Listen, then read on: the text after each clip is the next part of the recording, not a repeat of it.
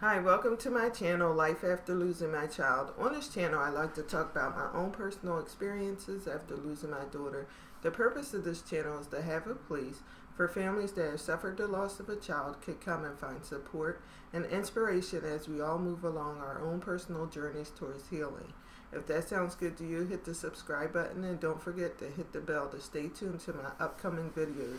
So today we like to talk about bargaining. This is part of the series I'm doing on the 5 stages of grief. So I have with me Kelly Mariano, who is going to be interviewing me and asking me questions that I have no prior knowledge of. And I did it this way just to have more of a honesty or honest feel about the videos that I'm making here. So let's get into it. Hello, Lydia. How are you? Hi, good. So, first of all, I always like to start in kind of the same way, because we don't know where you guys have entered into this series. So I'd like to discuss, or just have you share what the 5 stages of grief are, and maybe you can tell where that comes from. I'm not sure if we covered it. We probably covered it, but it doesn't hurt to share that really quickly. All right, so the 5 stages of grief are denial, anger, bargaining, depression, and acceptance. And it came from Elizabeth Kubler-Ross, who is, or was, because she passed away, was like an expert in death and dying and bereavement. Okay, thank you. So let's get into it. So there was a statement by a video that we had talked about previously with Counselor Carl. Wanted to give him credit. I don't know his actual name. That's his name on YouTube. But he gave a definition for bargaining, or he also called it undoing. And it said the undoing stage moves us even closer to the pain as we find ourselves obsessing on every detail of the loss, including what led up to it, how it could have happened, and what we could have done differently as our mind tries to undo the unacceptable. Right. What are your thoughts, first of all, on that statement? Do you find that his statement to be accurate? On point. Yeah, I definitely do. I feel like with the bargaining stage, you're kind of in a moment where you're trying to bargain with the outcomes. Okay. You're trying to change the outcomes. What if I would have done this? How could I undid the unthinkable? So yes, I agree. Okay, so yeah, we talked about that previously. We were saying how it's kind of like a what if type of stage. How has that stage impacted you directly, would you say? I definitely feel like I have been in a what if, and that I still am in the what if. You know, I'm still in the bargaining stage. And when I actually did my research, it was said that it is like the longest stage that a grieving parent will go through. You know, all the shoulda, coulda, woulda. You know what I mean? And it's also kind of paired with guilt. So, you know, what if I would have done this? Then that wouldn't have happened. Then this wouldn't have happened, and my child would still be here. So, the guilt of that you didn't do whatever it was, or you couldn't change it, you know. Okay. Now, do you have a specific example of how that maybe resonates with you? Yeah, what if I wasn't working so much? Would I have noticed? My daughter had type 1 diabetes, which I didn't know, and she ended up being misdiagnosed. So when I did notice, it was the day that I took her to the hospital, and then she passed away the next day. So it was, what if I wasn't working the second shift? You know what I mean? Because the second shift is 2 to 10. And actually, when she got home from school, I was leaving for work. So it was like I was really kind of seeing her at nighttime, when I would, you know, pick her up from my mom or my sister, tuck her into bed, and then before she went to school. But it wasn't like, it was just, what if I wasn't working that shift? Would I have seen her a lot more to see the change? You know what I mean? So I mean, it's so many more what ifs, you know, that plague my soul constantly. So I imagine that's probably one of the greatest challenges is the what ifs always cycling back right into our minds when you think about. Well, I mean, how do you?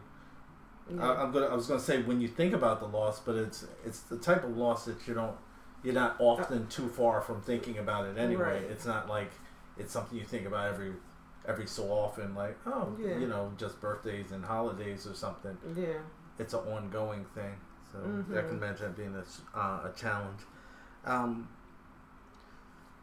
So what are some of the, you know, he talked about you playing in that statement from Counselor Carl. He talked about going through these details like kind of painstakingly.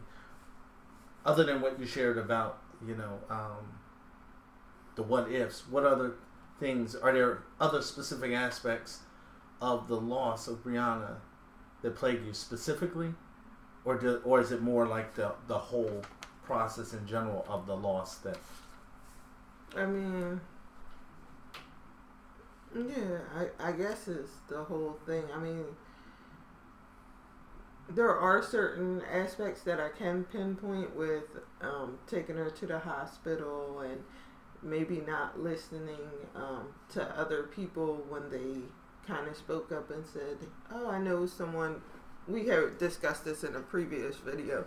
Actually, the one before this that had to do with anger, but about my cousin had called when I was in the hospital and had said, oh, I know a child that's lost a lot of weight, has similar symptoms, and ended up being diabetic.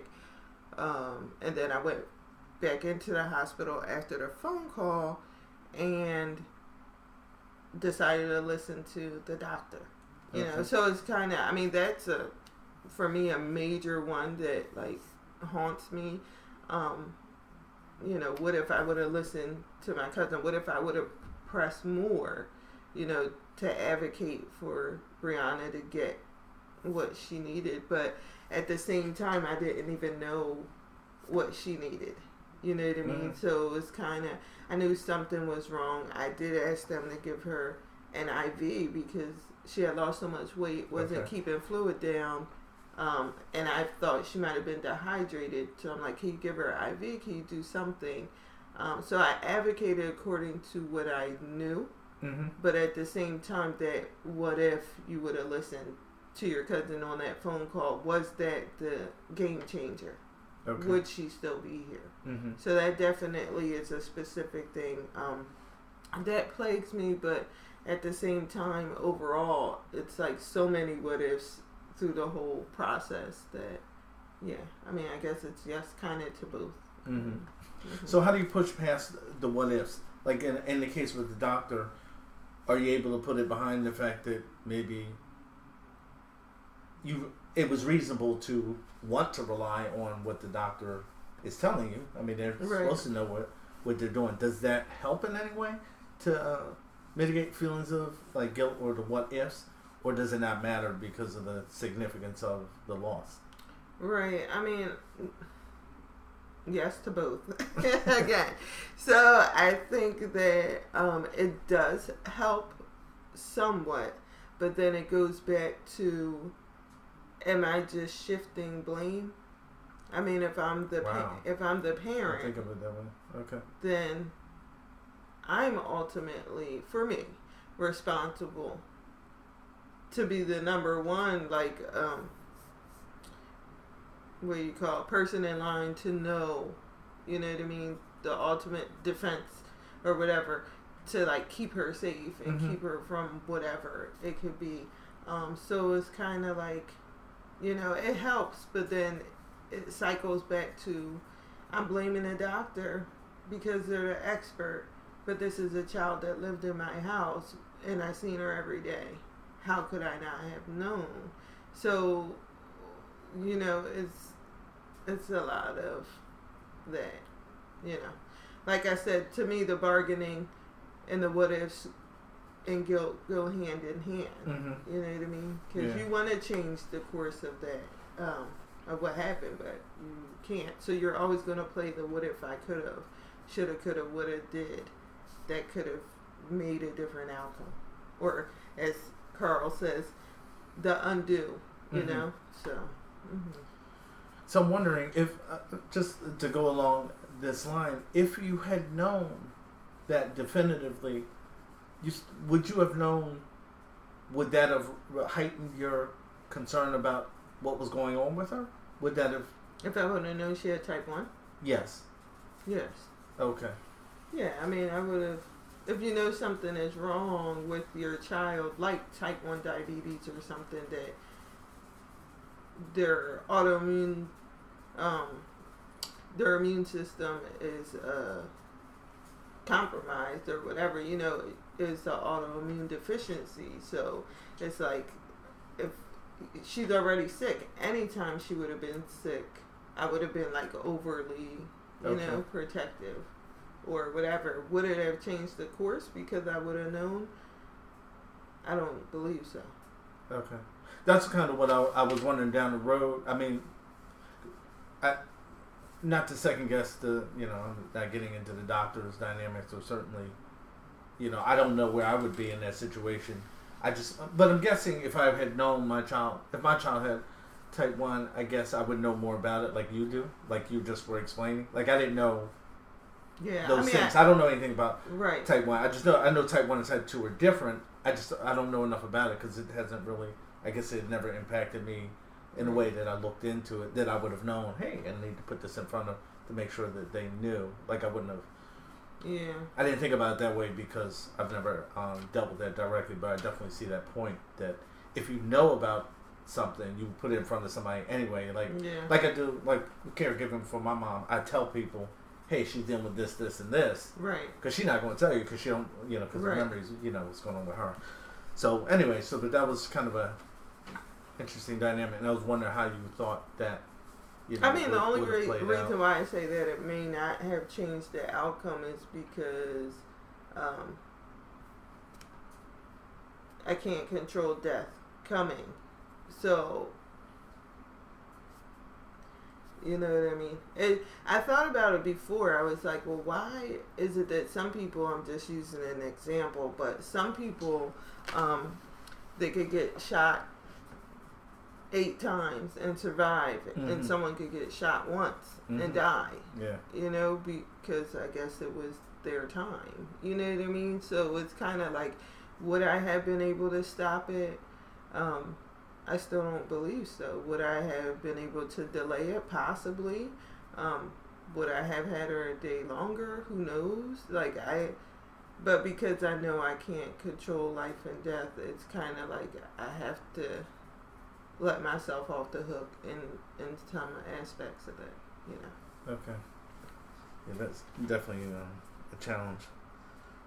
You talked about this already, about it being said that it's the longest stage. So you definitely agree with that part? I do agree that it's the longest stage, at least that I've endured. Some people might be in anger longer. Some people might, you know, be in different stages longer, denial or whatever. But for me, it's definitely what could I have done different? You know what I mean? Mm-hmm.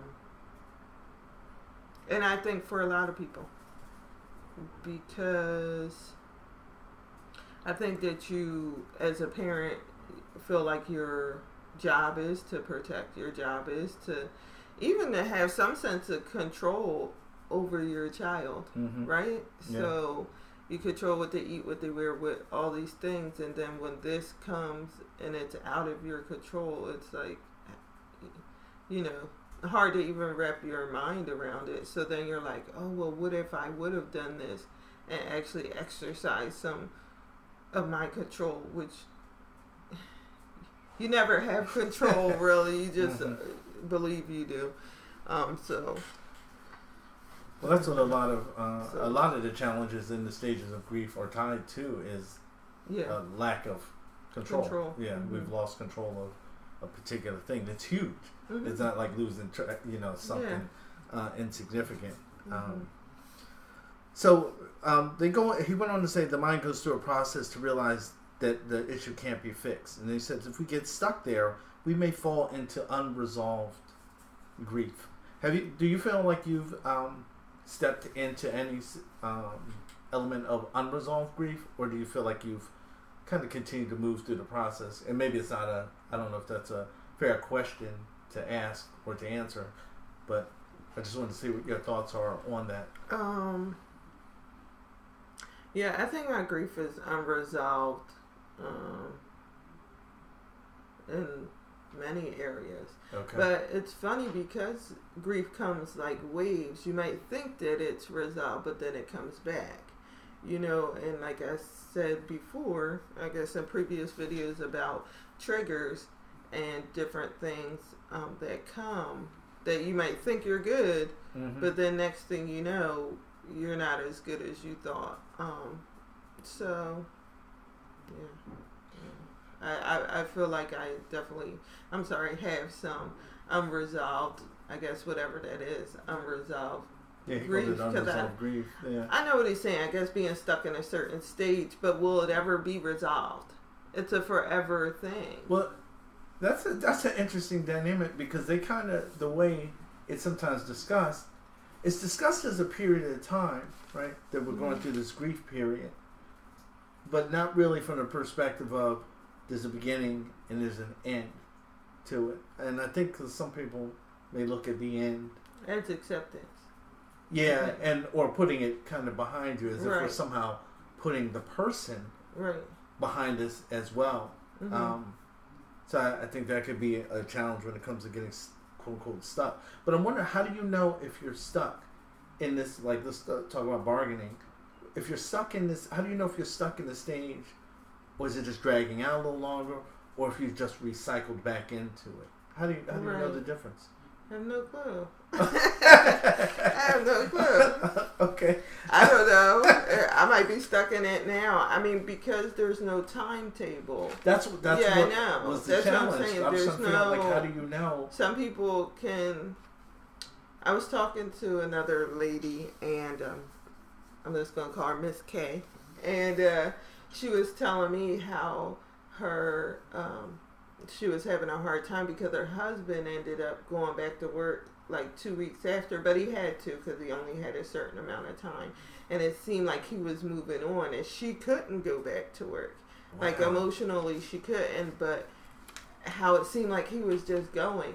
But the thing was he just going, or was that his coping skills? I mean, he was also kind of made to go back to work or whatever. Just because you're moving and you're able to somewhat function, doesn't mean that you're moving through these stages and you're getting through it.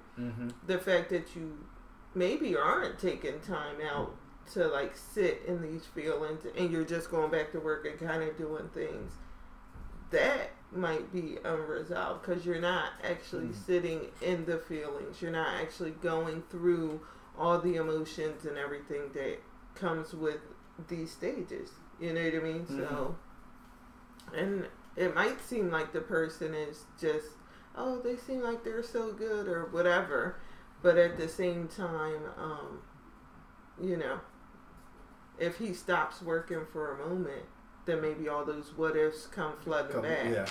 You know what I mean? Staying busy, keeping your mind on other things, a way to avoid the feelings or a way to deal with it. I mean, I guess grief is such an individual thing, it's so hard to pinpoint. So you think it can be helpful? To what? To allow yourself to be distracted? It can be. I guess it can be helpful, but if you never really dealt with it, it doesn't mean that it went anywhere. You know, so it could be helpful in the moment, just like taking drugs or alcohol. Not saying that. I'm just saying in the moment it relieves that pain. It takes away the numbing, so you think. You know what I mean? In that moment, that's what you feel. Does it necessarily? No. Does it make things worse? Yes. But, you know. That's an interesting dynamic when you have a couple who suffered a loss, where they have that going Yeah. back and forth, where one's looking at the other. Yeah. And evaluating their level, maybe of grief or whatever. Hey, wait a minute. Yeah. You're not grieving the way I think you should be grieving. I mean, they're not saying those words, right, but that's essentially what it is. And that's going to be a dangerous thing for them. That'd be a whole nother... That's its own... I was going to say, that's its own video right there. Is to... Which I would love to have a couple... That's what I was going to say. You on wanna, and actually discuss those things, you know. Yeah, that'd be awesome. With the counselor. Yeah, a therapist. Maybe a marriage counselor and a group counselor. Right. So, but, yeah, I mean, definitely. And I think that with the what if stage, especially because if you do have a significant other in your life, there does become that bargaining, that what if, but sometimes it becomes the blame shifting. Mm-hmm. What if you were there? What if you wouldn't have done this? What I if didn't think about that part? Yeah. So it's the what if within yourself, but then it's now what if you would have X, Y, and Z? Then Johnny would have still been here. Mm-hmm. You know what I mean? So it's definitely like that whole bargaining stage. Anything to undo. You know what I mean? So if it's blaming yourself, shifting the blame, creating this whole different scenario just to have the outcome at the end of it all is where your child is still with you. Because it's so hard for you to function without them, you know? Yeah. I think it's interesting how Counselor Carl also talks about moving you towards the pain. Moving you towards the pain. Because it's like so much of us wants to avoid it. We can't go right into it headlong. So we got to go into it slowly. One other thing that... Which might be something, I'm sorry to cut you off, but which might be something actually to, you know, I'm sure it's the way our brain or body is protecting itself, is to little doses moving towards the pain. No one can endure that much pain. I mean, you're enduring it. You're enduring it when it first initially happens so much. It's so intense. I mean, even to like affects your body. You know what I mean? Where you can't sleep, you can't eat, where, you know, it's all different things happening. You're in shock. Like your cells physically are being transformed by this. You know, so yeah, it's definitely some things to move towards the pain, but to move towards it in doses where you can actually handle it. And I think that's what the grieving process brings, is that like little, you know. Yeah, I kind of got the sense of that from things we've talked about and from some of the videos that I've watched on it as well. One thing I was going to touch on was when you were saying that how she was, you know, kind of looking at her husband like, oh, he looks, you know, like he's fine. But one of the things we talked about, which is an aside to the bargaining, but the like the day of Brianna's funeral, I made the statement to you, like, you just seemed so strong. Like, you just like were like, it looked like you were obviously you were phased. I mean, it's not like I thought that you were like fine, right, but you looked perfectly fine.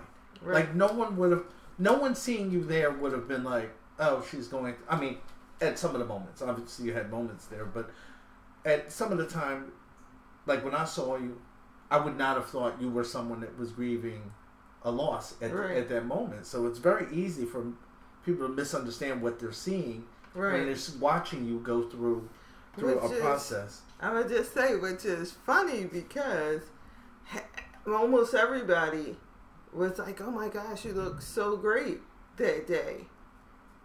I had lost so much weight. I didn't eat. I wasn't sleeping since she passed away until the funeral. And I was in shock.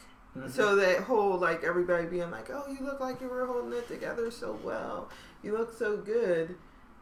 I was in shock. I was, like, literally, like, felt like I was in a dream. Like, I couldn't even... I remember getting dressed that morning and buttoning my shirt, and I was like, this is what I'm wearing to my daughter's funeral. Like, this can't be real. I don't even understand, like, is this a dream? Like, seriously, like, I was so out of it that I wasn't home, like I wasn't there. Mm-hmm. That's why even it's funny that you said that, because remember I was like, oh, did you come to the funeral? Yeah.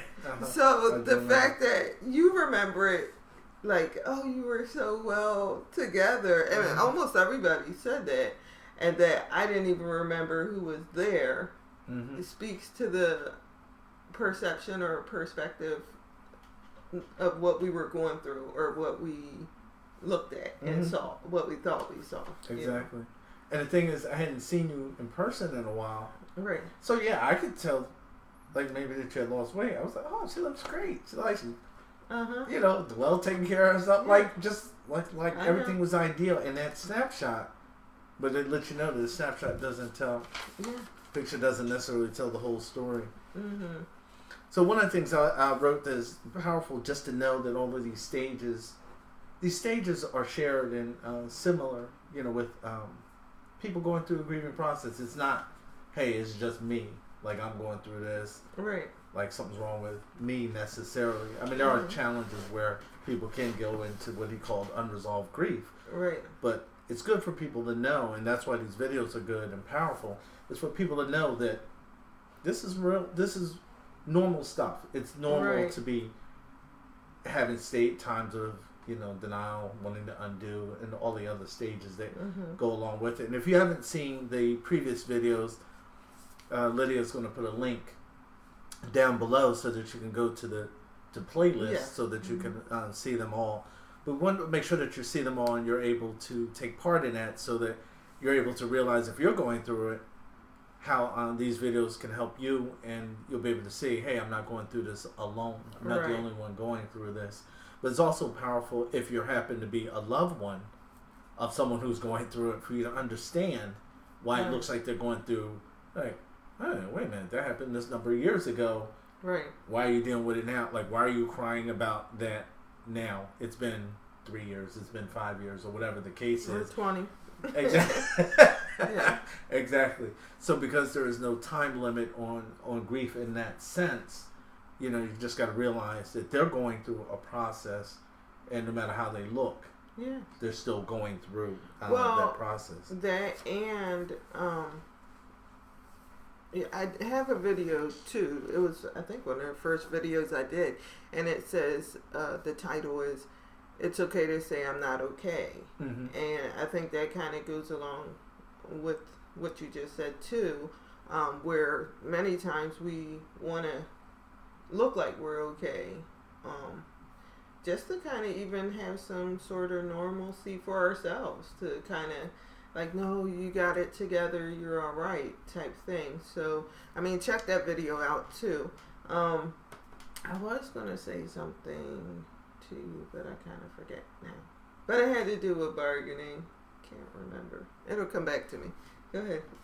Well, this will be a good time for it to come back to you, because the question I was going to ask you now is, do you have any final thoughts well, great. to share as it pertains to bargaining about this? Maybe. Oh, I think it did come back. Okay. But I did want to say that with bargaining too, like you were saying, other people might say things or want to be helpful or whatever. But I think it's important to understand that as you're trying to tell the person, like, because they're going to play those what ifs for a long time. You know, it's like I said, the longest stage that people usually go through. So they're going to play it for a long time. What if I would have just did X, Y, and Z? As a friend, please let them play that out. Let them play out that. Not get stuck in blaming themselves, but it is a stage that we have to go through. We have to process. We have to come to terms to see that it wasn't our fault. But don't beat the person up if they are in that stage constantly of what could I have done to make it better, because like I said before, as a parent, you're always gonna be feeling like, what could I have done different to make or allow my child to still be with me?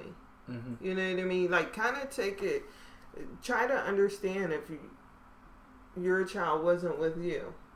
I always think about, like, I'm staying on topic, don't worry.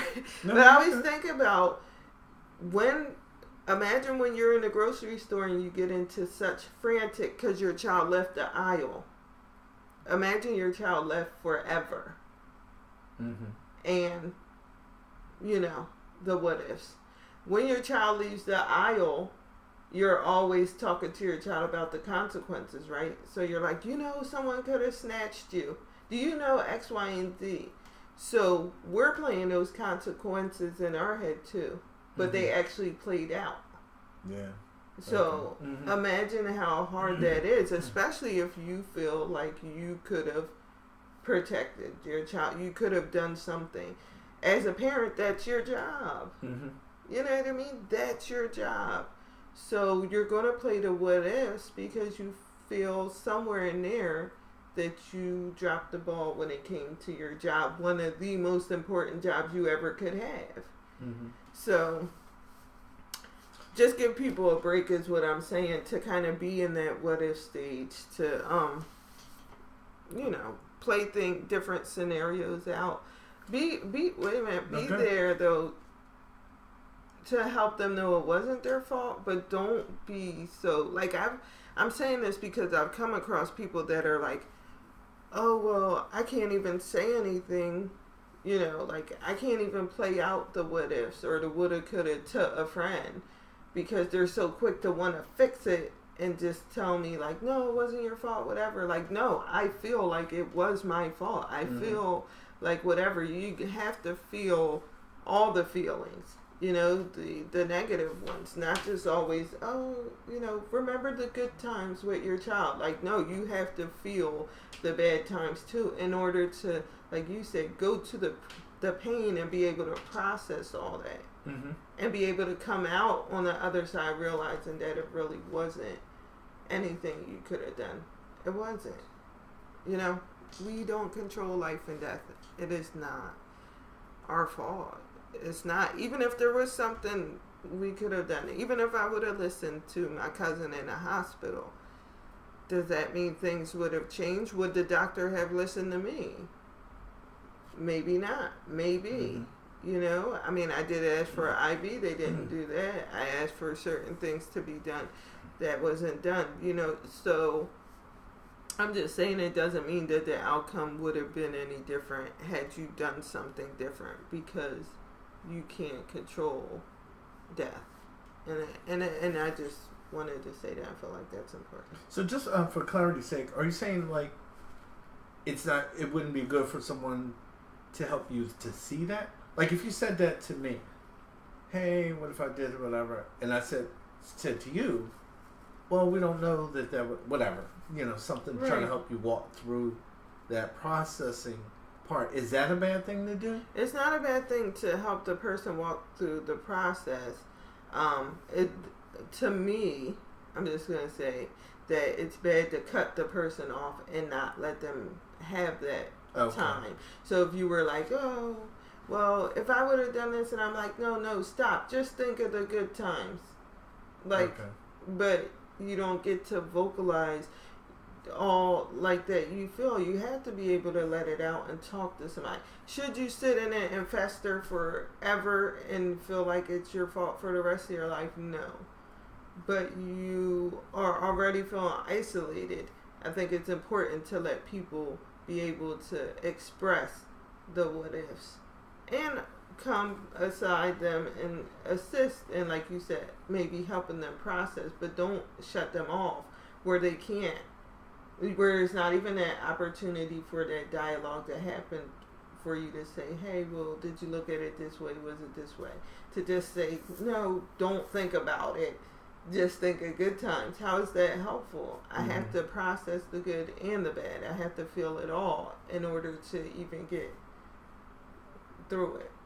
Yeah, I think it's a part of people wanting to fix the situation, but it's not a fixable situation. It's not something that I guess maybe we somewhat adjust ourselves to. I'm looking to see if that's a safer way. Yeah. Well, that's what I always say. Yeah, you adjust to it. You don't. It's never fully like fixed or complete or whatever. That's why I never really understood anyway why people are like, oh yeah, you know, move on. You get to a point where you're like, I don't know, where you completed the grief. No one ever words it that way, but you know what I'm saying? Mm-hmm. Like, oh, I'm glad you made it through that grieving period. Like, no, I'm going to forever be grieving, but I'll adjust so that the grief isn't as like difficult. You know what I mean? Mm-hmm. So. It would be interesting as we continue to go through the stages. So final thoughts. So those were your final thoughts? Yeah, I mean, those were my final thoughts. Was basically just let the person kind of have this time to go through the what ifs. Don't necessarily cut them off and only want to focus on all the good things. It is, but you have to process the bad too. I would not. I was gonna say like a breakup, but I don't want to compare it to something so to me trite. But you know what I mean? It's just like yeah, kind of like that. You have to go through. You can't just focus on all the good. Mm-hmm. You have to go through the heartache, the pain, all of it in order to come out on the other side. So. I guess it would be the ultimate breakup of all breakups. It is. I did think about that analogy earlier, some of the similarities, but because I understand like the scales are worse. so different. Right. Yeah. In principle, we get there's some similarities, but yeah, the scale is just completely different. So, last two things, I'll usually put these together. You can put them in whatever order you want to. What is the next stage that we're going to deal with in the next video, and then how can folks reach you? Okay, so the next video will be depression. The next video will be talking about depression, and we'll see how that goes. Just getting into the thick of, you know, all the agony and pain. And also, you can find me on this channel and on Instagram, Life After Losing My Child. So, look to see you there. Look to catch you there. Yeah.